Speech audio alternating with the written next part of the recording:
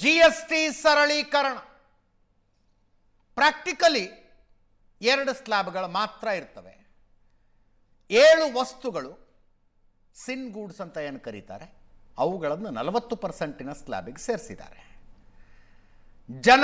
ಜನ ಪ್ರತಿದಿನ ಬಳಸುವ ವಸ್ತುಗಳ ಪೈಕಿ 99%ಕ್ಕೂ ಹೆಚ್ಚು ವಸ್ತುಗಳು ಇನ್ನು ಮುಂದೆ ಟ್ಯಾಕ್ಸ್ ಕಡಿಮೆ ಆಗ್ತವೆ, ಚೀಪ್ ಆಗ್ತವೆ. ಕಾಂಗ್ರೆಸ್ನಿಂದ ಅನಿಲ್ ತಡ್ಕಲ್ ಅವರು ನಮ್ಮ ಜೊತೆಗಿದ್ದಾರೆ. ಎಸ್ ಅನಿಲ್, ಮೇಜುಕುಟ್ಟಿ ಸ್ವಾಗತಿಸಬಹುದಾದ ನಿರ್ಧಾರವೇ? ಅಜಿತ್, ಇದು ಹೆಂಗಿದೆ ಅಂತಂದರೆ BJP 1 ನೇಷನ್ 1 ಟ್ಯಾಕ್ಸ್ ಅಂತೇಳಿ 9 ಸ್ಲ್ಯಾಬ್ಗಳನ್ನ ತಗೊಂಡು ಬಂತು. ಸೊ ಅದರಿಂದ ನಾವು ಭಾಳಷ್ಟು ಹೇಳಿದ್ವಿ, SMEಗಳಿಗೆ, ಸಣ್ಣ ಪುಟ್ಟ ಬಿಸ್ನೆಸ್ ಓನರ್ಗಳಿಗೆ, ರೈತರುಗಳಿಗೆ, ದಿನನಿತ್ಯ ಬಳಕೆ ಮಾಡುವಂಥ ಸಾರ್ವಜನಿಕ ಜೀವನದೊಳಗೆ ತುಂಬ ದೊಡ್ಡ ತೊಂದರೆ ಆಗ್ತದೆ. ಹಂಗಾಗ್ಬಿಟ್ಟು ತಾವಿದನ್ನು ರಿಫಾರ್ಮ್ಸನ್ನು ಮಾಡಬೇಕು ಅಂತೇಳಿ ಯಾವತ್ತಿಂದ GST ಬಂದಿದೆಯೋ ಆವತ್ತಿಂದ ನಮ್ಮ ಕೂಗು ಅದ್ರ ಮೇಲೆ ಇದ್ದಿದ್ದು.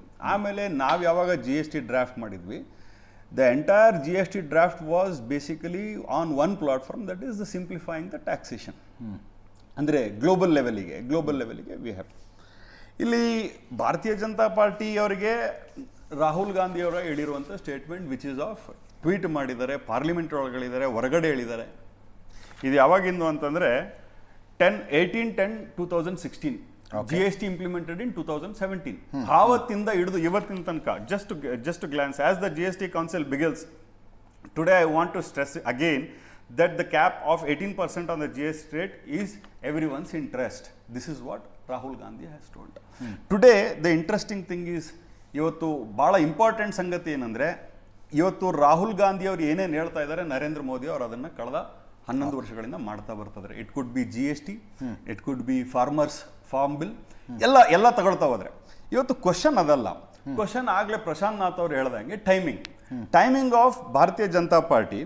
ಇದು 50% ಏನು ಹೊಡ್ತಾ ಕೊಟ್ಟಿದ್ದಾರೆ ಡೊನಾಲ್ಡ್ ಟ್ರಂಪ್ ಅವ್ರದ್ದು ಹೊಡ್ತ ನರೇಂದ್ರ ಮೋದಿ ಅವರಿಗೆ, ಅದನ್ನ ಮರೆಮಚ್ಚಲಿಕ್ಕ ಏನು ದಿನನಿತ್ಯ ಬೆಲೆ ಏರಿಕೆ ಆಗ್ತದೆ, ಇನ್ಫ್ಲೇಷನ್ ಏನು ಜಾಸ್ತಿ ಆಗ್ತಾ ಇದೆ, ಅದನ್ನ ಮುಚ್ಚೋದಕ್ಕ. ಎಷ್ಟಿದೆ ಇನ್ಫ್ಲೇಷನ್ ಈಗ ಇಂಡಿಯಾದು?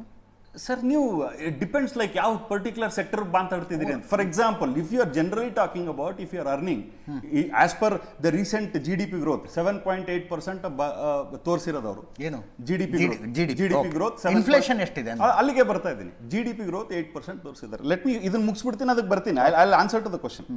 ಸೊ ಇವತ್ತು ಎಕನಾಮಿಕ್ ಸ್ಲೋ ಡೌನ್ ಆಗಿದೆ ಅಂತ ಏನು ಅದನ್ನ ಇಂಪ್ರೂವ್ ಮಾಡೋದಕ್ಕೆ ಇವತ್ತು GST ರಿಫಾರ್ಮ್ಸ್ ಮಾಡಿದಾರೋ, ಇಲ್ಲ ದಿನನಿತ್ಯ ಬಳಕೆ ಮಾಡುವಂಥ ಸಾಮಗ್ರಿಗಳನ್ನ ಎಲ್ಲ ಜನರಿಗೆ ತಲುಪಿಸ್ಬೇಕು.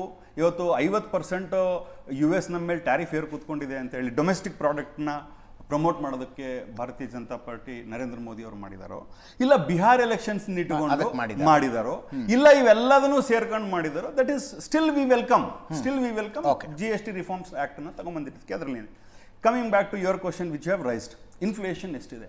Inflation specific sector, for example education sector ತಗೊಂಡ್ರೆ 12% ಇದೆ inflation, where your earning is 7.8 rupees. For example, if you are taking FMCG industry, it is about 14%, where your earning is about 7.8%. I am talking about inflation. So ಒಂದೊಂದು specific ಇಂಡಸ್ಟ್ರಿಗೆ ಒಂದೊಂದು inflation ಆಗ್ತದೆ. In general inflation ಅಂತಂದ್ರೆ somewhere about 11 to 12% ಇದೆ.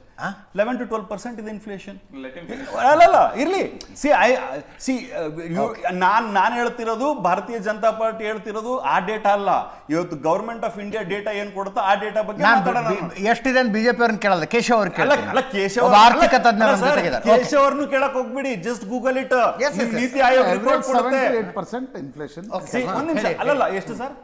7 to 8% 7 to 8% average ಹೇಳ್ತಾ ಇದ್ದೀನಿ ನಾನು. Okay, we will accept it. So ಈಗ coming back to the GST topic, ಸರಿಸುಮಾರು 18 ಲಕ್ಷ MSMEಗಳು ಕ್ಲೋಸ್ ಆಗಿದೆ GST ಇಂಪ್ಲಿಮೆಂಟೇಷನ್ ಆದಾಗಿಂದ. ಸರಿಸುಮಾರು ಏನಂತೀರಿ, MRP ಕಮಿಂಗ್ ಬ್ಯಾಕ್ ಟು, ನೀವೊಂದು ಭಾಳ ಉತ್ತಮವಾದಂಥ ಪ್ರಶ್ನೆ ಕೇಳಿದ್ರೆ ಕೇಶವ್ ಅವರಿಗೆ. ಅಕಸ್ಮಾತ್ ನಾವೇನಾದ್ರು GST ಕಮ್ಮಿ ಮಾಡಿದ್ರೆ ಮಾರ್ಕೆಟ್ ಒಳಗಡೆ ಬೆಲೆ ಕಮ್ಮಿ ಆಗುತ್ತಾ ಅಂತ. There is no rule.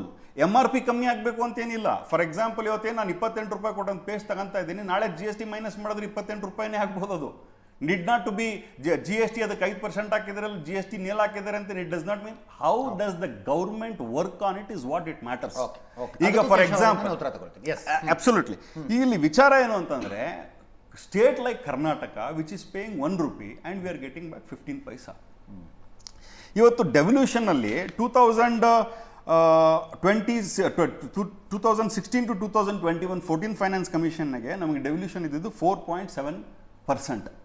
The devolution includes your income tax, your corporation tax, and the cess, which is basically collected on GST. 15 Finance Commission, when BJP was in ruling government in state, which were the representative of 15 Finance Commission, it has come down to 23%. Andre 3.64% ಕಮ್ಮಿ ಮಾಡಿದ್ದಾರೆ devolution ಒಳಗೆ. Devolution ಒಳಗಡೆ ಕಮ್ಮಿ ಆದರೆ ಏನಾಗುತ್ತೆ ಅಂತಂದರೆ ನಮಗೆ ಸಿಗ್ತಕ್ಕಂಥ ಒಂದೇನು ಬೆನಿಫಿಟ್ ಇರ್ತದೆ, ಸೆಸ್ ಒಳಗಾಗಿರಲಿ, ಇನ್ಕಮ್ ಟ್ಯಾಕ್ಸ್ ಒಳಗಾಗಲಿ, ಕಾರ್ಪೊರೇಷನ್ ಟ್ಯಾಕ್ಸ್ ಒಳಗಾಗಲಿ, ಆ ಅಮೌಂಟ್ ನಮಗೆ ಸಿಗೋದಿಲ್ಲ. GST ಸರಳೀಕರಣಕ್ಕೂ ಡೆವಲ್ಯೂಷನ್ಗೂ ಸಂಬಂಧ ಇದೆ ಅಂತೀರಿ ನೀವು? ಅನ್ನಂದ್ರಿ GST ಸರಳೀಕರಣಕ್ಕೂ ಡೆವಲ್ಯೂಷನ್ಗೂ ಸಂಬಂಧ ಇದೆ ಅಂತ? 100% ಇದೆ, 100% ಇದೆ. ಅದು ಹೆಂಗಿದೆ ಅಂತ ಹೇಳ್ತೀನಿ. ಫಾರ್ ಎಕ್ಸಾಂಪಲ್, ಈಗ ನೋಡಿ, ಸೆಸ್ಸು ಮತ್ತು ಸರ್ಚಾರ್ಜಸ್ ಏನಿರ್ತದಲ್ಲ, ಸರ್ಕಾರಕ್ಕೇನು ನಾವು ಸೆಸ್ಸು ಮತ್ತು ಸರ್ಚಾರ್ಜಸ್ ಕೊಡ್ತೀವಿ, ಅದು ಸ್ಟೇಟಿಗೆ ಡೈರೆಕ್ಟಾಗಿ ಟ್ರಾನ್ಸ್ಫರ್ ಆಗ್ತಾ ಇಲ್ಲ. ಇವತ್ತು 10% ಇದ್ದಿದ್ದನ್ನು ಆವಾಗ ಲಕ್ಸುರಿ ಟ್ಯಾಕ್ಸ್ಗಳಿಗೆ ತಾವೇನು ಹೇಳಿದ್ರಿ 40% ಅಂತೇಳಿ, which is basically adding up another 20%. Tentatively it is about 58% ಆಗುತ್ತೆ ಒಂದು product. If there is a product 58 rupees ಇದ್ದರೆ it is going to be 108 rupees. ಅಂದರೆ ನಿಮಗೆ 20% ಮತ್ತು ಸೆಸ್ಸು ಮತ್ತು ಸರ್ಚಾರ್ಜ್ ಹಾಕಿದರೆ it is going to be ರಫ್ಲಿ ಅಬೌಟ್ 20%. ₹1 ಸಿಗೋದಿಲ್ಲ ನಮಗೆ. 40% ಲಕ್ಸುರಿ ಟ್ಯಾಕ್ಸ್ ಮೇಲೆ ಇನ್ನು ಸೆಸ್ ಹಾಕ್ತಾರಲ್ಲ, ಕರ್ನಾಟಕಕ್ಕಾಗಲಿ ಯಾವುದೇ ಸರ್ಕಾರಕ್ಕಾಗಲಿ ಸಿಗಲ್ಲ. ಆ್ಯಸ್ ಪರ್ ದ ಆ್ಯಕ್ಟ್ 41% ಸ್ಟೇಟ್ಸಿಗೆ ಕೊಡ್ತಾರೆ, 59% ಸೆಂಟ್ರಲ್ ಇಟ್ಕೊಳ್ತದೆ, which is about I am talking about the devolution.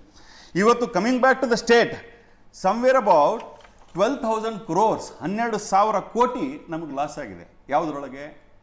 ಈ ಡೆವಲ್ಯೂಷನ್ ಒಳಗಡೆ ನಮಗೆ ಬರಬೇಕಾಗಿದ್ದಂಥ ಹಣ ಸರಿಸುಮಾರು 11,495 ಕೋಟಿ ರೂಪಾಯಿ ಸ್ಪೆಷಲ್ ಗ್ರ್ಯಾಂಟ್ಸ್ನಾಗ ಬರಬೇಕಾಗಿತ್ತು ನಮಗೆ.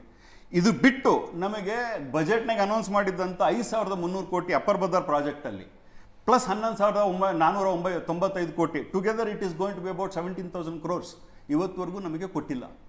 ಇವತ್ತು ನಾವೆಲ್ಲರೂ ಒಕ್ಕೂಟದ ವ್ಯವಸ್ಥೆ ಒಳಗಿದ್ದೀವಿ, ಫೆಡರಲ್ ಸಿಸ್ಟಮ್ ಒಳಗಿದ್ದೀವಿ. ಫೆಡರಲ್ ಸಿಸ್ಟಮ್ನ ಸರ್ ಅಲ್ಲಿಗೆ ಬರ್ತಾ ಇದ್ದೀನಿ. ಕೇಂದ್ರ ಸರ್ಕಾರ ಮಲತಾಯಿ ಧೋರಣೆ ಮಾಡಬಾರ್ದು. ಇಲ್ಲೇನಾಗಿದೆ ಅಂತಂದ್ರೆ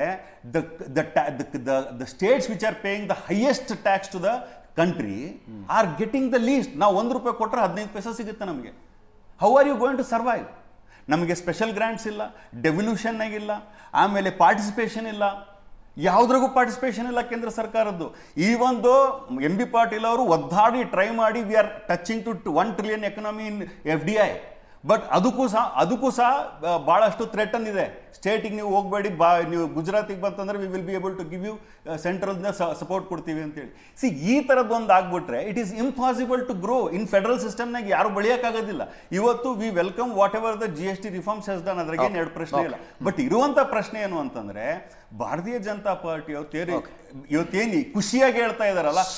ಅನಿಲ್ ತಡ್ಕಲ್ ಅವರ ಮಾತಿನ ಜಿಸ್ಟಿಷ್ಟೇ, ಇದನ್ನ ನಾವು ಸ್ವಾಗತಿಸ್ತೀವಿ. ರಾಹುಲ್ ಗಾಂಧಿ ಅವರ ಸಲಹೆಯ ಮೇರೆಗೆ ಇದನ್ನ ಮಾಡಿದ್ದಾರೆ ಮತ್ತು ರಾಜ್ಯಕ್ಕೆ ಆಗ್ತಾ ಇರುವಂತಹ ಅನ್ಯಾಯ ನಿಲ್ಲಬೇಕು. ಸೆಂಟೆನ್ಸ್.